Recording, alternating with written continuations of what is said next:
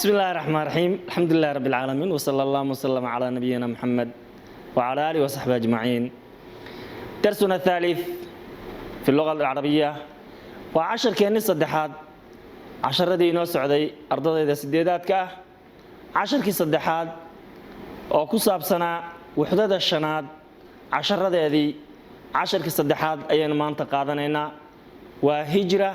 غير الشرعية وحلو يقانو tagitaan aan sifo sharci ah oo qawaaniinta adduunka waafaqsan iyo sharciga islaamka waafaqsan si aan ahayn uu ku tago qofku wadankiisa uu kaga baxo ayaynu saaka ka hadli doonaa. waxaanu ku baran doonaa casharka oo aad horay u sii fahamtaa macna hijra waxa loola jeedo tagitaankan maxaa loola jeedaa waad ka baran doontaa insha Allah. waxaad kaloo ka baran doontaa noocyada tagitaanku oo wadanku qofku wadankii ka baxo oo meel kale aado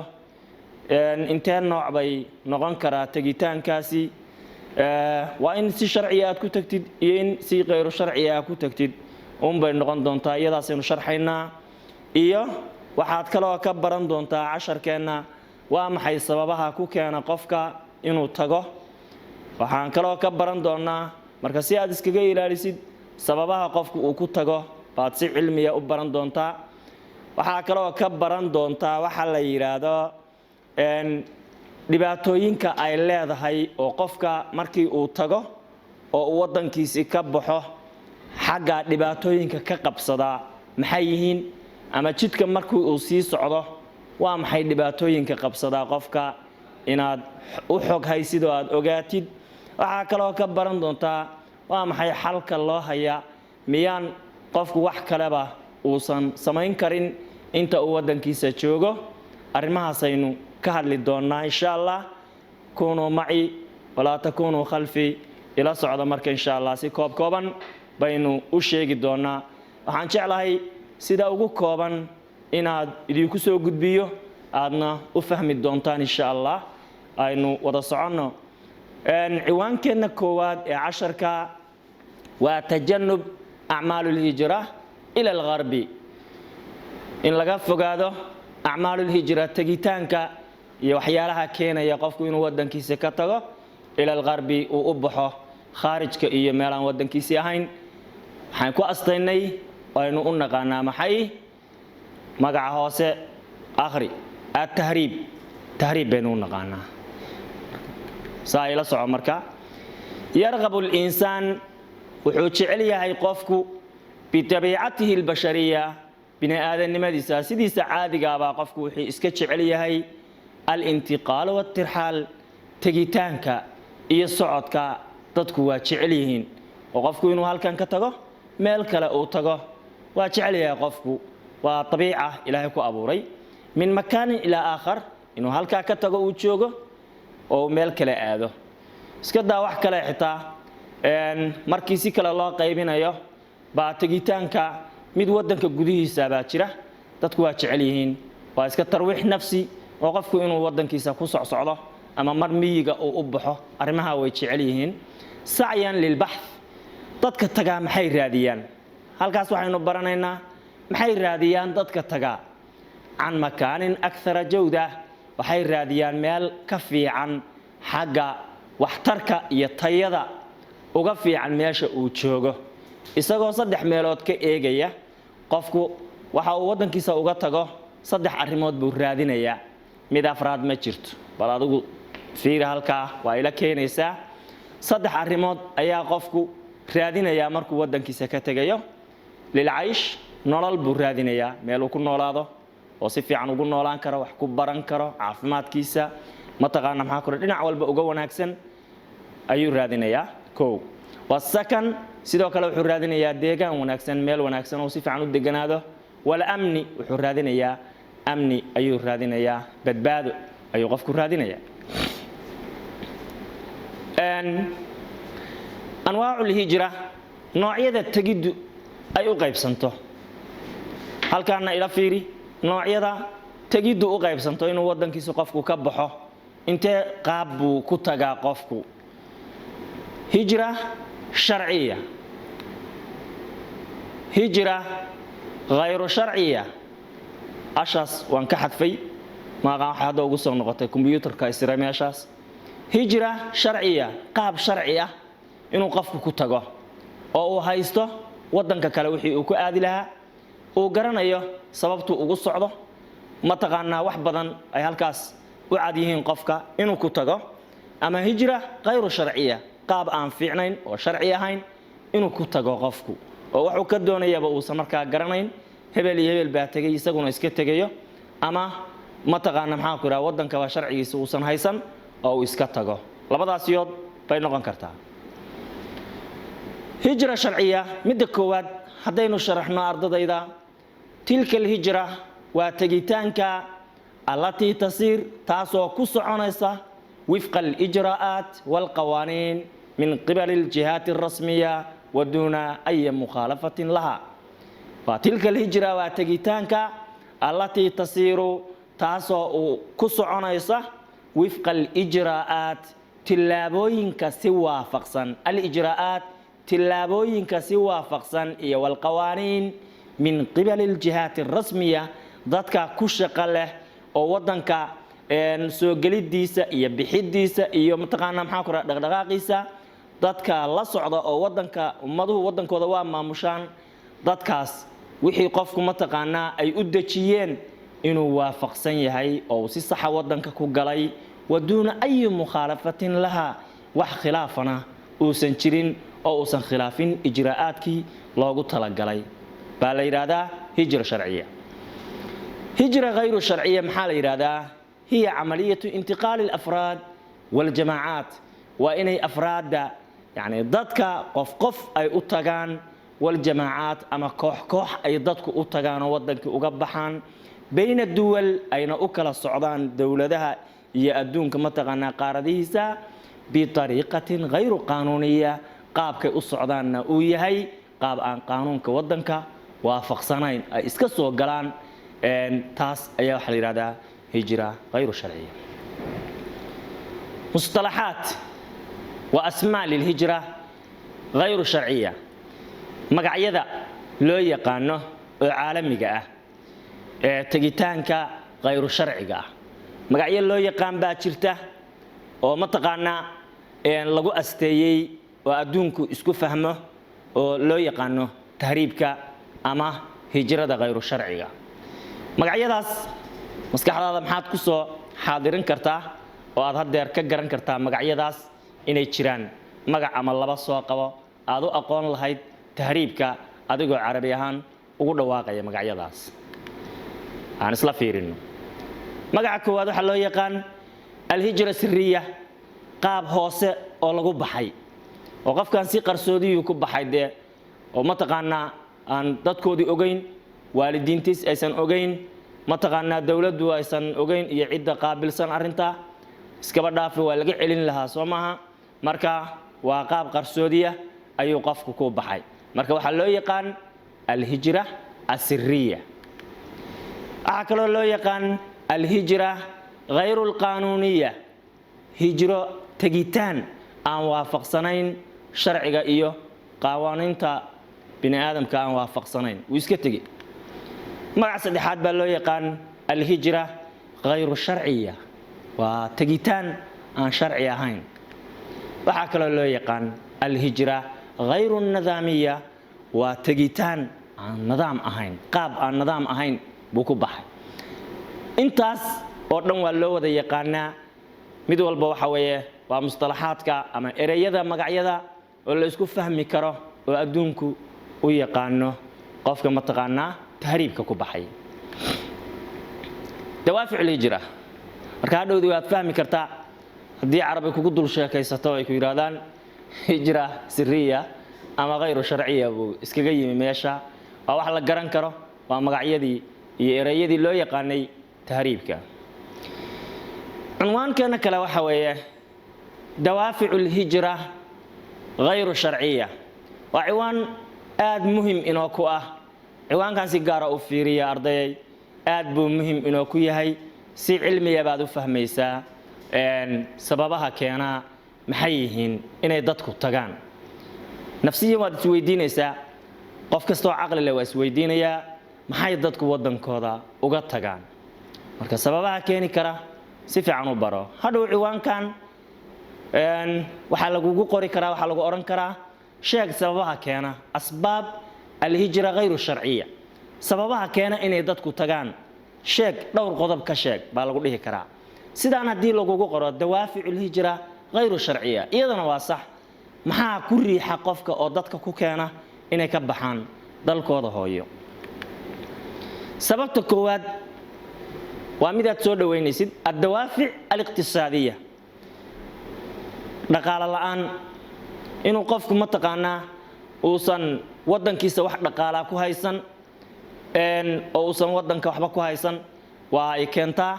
oo aad arkaysid dhalinyartii wax soo baratay dadkii wax yaqaanay oo darbiyada iska fadhiya inaysan jirin ila dhaqaale oo dalka wax uga soo baxaan oo tayeysan wixii dhaqaale ku saabsan oo qofka ama isaga ahaan qusaysan markaa ama wadanka ka jirta waa sabab keeni karta dhaqaale la'aantu inay dadku baxaan oo ka cararaan wadanka iska tagaan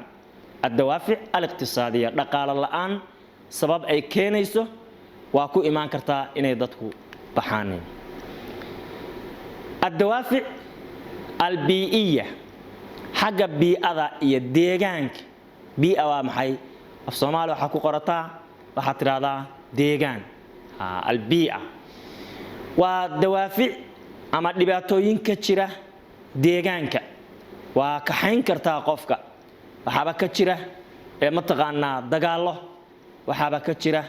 cimilo xumo oo cimiladeeda waxay ku sharxeen meeshaas dadkii tarbiyiinta ama luqada carabiga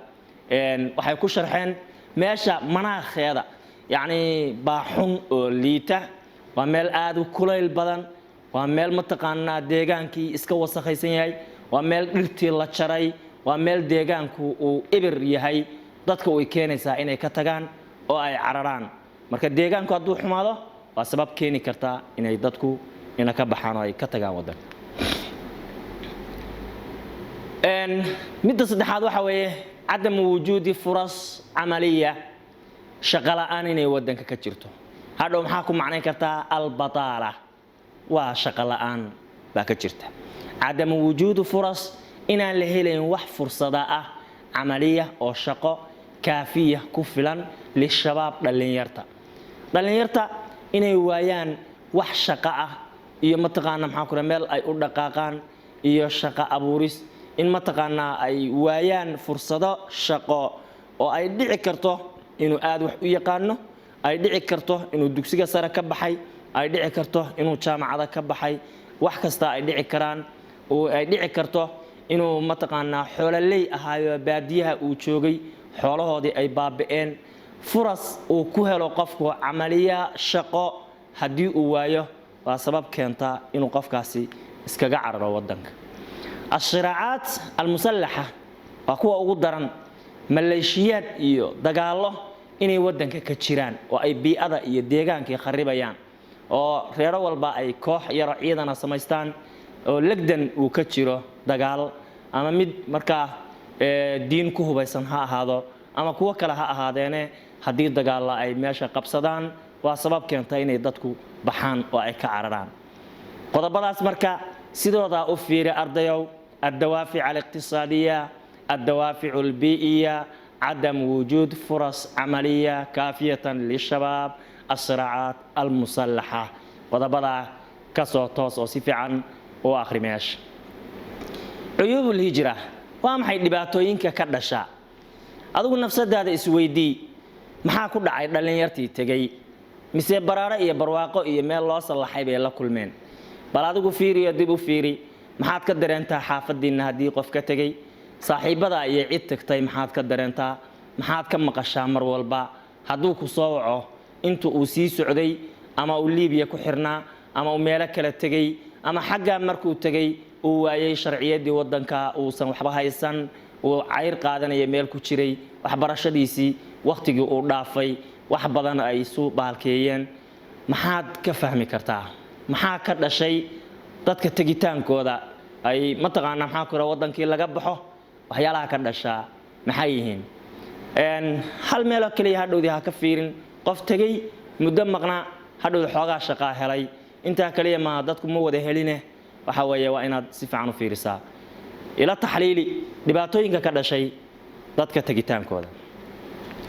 qodobka koowaad waxaa ka dhashay albu'du can alahli walahbaabi walaqaarib inuu qofku ka fogaaday mataqaanaa ehelkiis saaxiibadii uu jeclaa iyo qaraabadiisii waa ka fogaaday qofku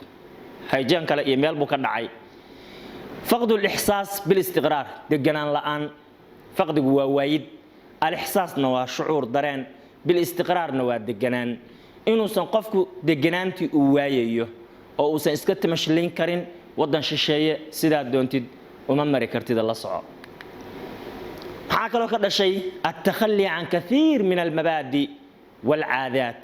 in qofku uu ka takhalluso oo ka dhexbaxo wax badan oo mabaadidiisa kamid ah inuu diintiisa ku waayo way dhacdaa oo uu gaalada raaco waxa dhacdaa fakar ahaan qaabkaad u fakaraysay inaad wadankan wax ka noqon doontid haddaad sii joogtid xagga markaa tagtid way ka baxaysaa mabaadidaadii iyo riyooyinkaagii oo dhan ayaa qofka ka baxaya meesha markuu dal shisheeye tago bisad gacanta lagu hayo ayuu iska noqonayaa miskiina aan macna lahayn maxaa kaloo ka dhasha al-ihsaas bil gharaba inuu dareemo qariibnimo inuu dareemo maxay qariibnimo al-ihsaas bil gharaba inuu dareemo qariibnimo حول حلول الهجرة وما حي حلك الله هيا dadka tagidooda wakaadku ma qabsan oo ma taqaana wax kugu qasbi ma jiro marka xal kale ma la hayaa oo dadku ay kaga badbaadi karaan tagitaanka intaas oo dhibaato markii uu soo arkay talo xal kale ma loo hayaa oo tagitaan la'aana hawa loo hayaa midda koowaad waxa weeye tawfiir furas amal lishabab in loo sameeyo dhalinyarta shaqo in loo sameeyo shaqo abuur wax leeyahay in la sameeyo oo ama iyaga ruuxooda ay samaystaan waxaynu aragnay kuwa jaamacada ka baxay laakiin fakarkooda iyo dadnimadooda ilaahay u barakeeyay wadankooda wax ka soo saaray xoogaa yaro ariyo meel ku xariistay xoogaa geelu meel ku xariistay aanu ka soo caana teelay 6 bilood gudahood imise ayuu faa'iiday wuxuu sameeyay meel yaro beer ah muxuu ka soo saaray wuxuu sameeyay isaga ayaa kuwii kala marti u yihiin wax samayso si marti lagugu noqdo adigu aad dadka wax u sameeyay marka qodobka koowaad waxa weeye in furas dhaqaale iyo mataqaanaa amal iyo shaqo loo sameeyo lishabaab al-aamiliin dhalinyarta shaqeynayso shaqada ogol iyo wal mukharrajiin dadka jaamacadaha ka soo baxay oo aqoontoodu fiican tahay in la siiyo fursado shaqo la siiyo labo waxaad kaga badbaadi kartaa dhibaatooyinka tagitaanka fatxo amaakin lil istithmar in loo sameeyo meelo wax ka soo galaan in loo furo dhalinyarta saddex tashjiicu shabaab in lagu dhiirigeliyo dhalinyarta ala al-musharaka la wadaagida fil umuri siyaasiya arrimaha siyaasadeed ee dalka ilaa iyo heer madaxweyne inuu heli karo gaarina kale markii fursadu u siiso in lagu dhiirigeliyo dalkan cidi kaama leh adiga ayaa u bixisi biri ah marka inaad ku fakartid adiguna aad isku daydid laguna dhiirigeliyo dhalinyarta inay arrimaha siyaasadeed xafiisyadu u furan yihiin oo imaan karo duuna khawfin aw tahdiid isagoo wax cabsi galiya aysan jirin oo imaan karo ayaa magaranaysa inuu u sheegaynaa tahqiiq mabda al-musaawat wal 'adl inaynu cadaaladda iyo sinaanshaha aynu ka shaqeyno tadriibaat su'aalan ka weydiin kara maxaad isleedahay sil bayna al-kalimatu wa ta'riifiha al-munaasib hore uma adan rag laguma sameyn baan malaynaya halkan ka baro taariifka iyo kelmadda isku soo xir kelmaddan fiiri isku day inaad taariifin kartid waa maxay kelmadahan si fiican ila fiiri erayada meesha kuugu qoran waa 5 eray baan filayaa al-iqtiraab jaddati ayeeyaday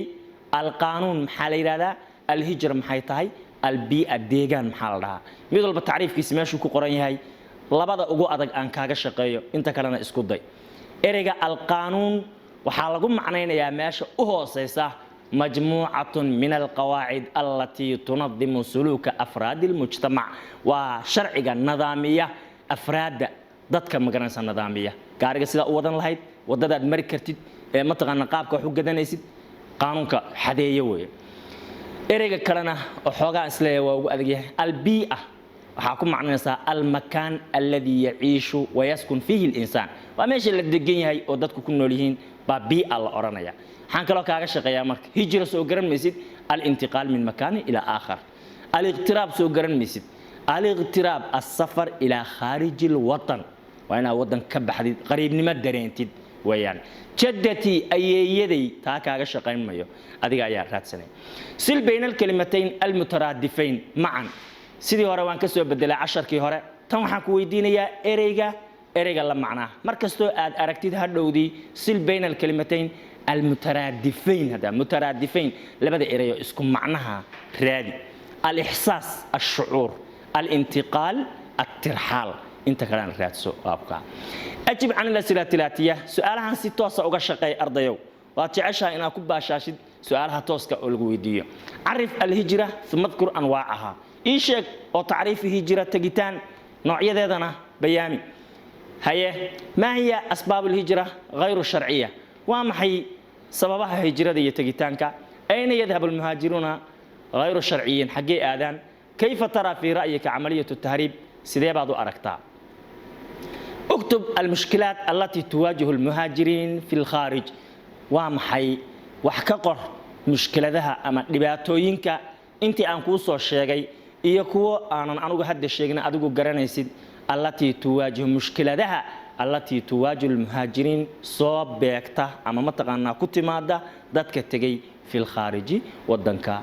بنانكيسا intaas ayaa ardaysaaka intaas ayaan casharka ku soo gaabiyay oo aan ku soo gabagabeeyay insha Allah waxaan jeclaanaa si wanaagsan u soo dhaweyseen una idin kooban yahay casharku waad mahadsantihiin shukran lakum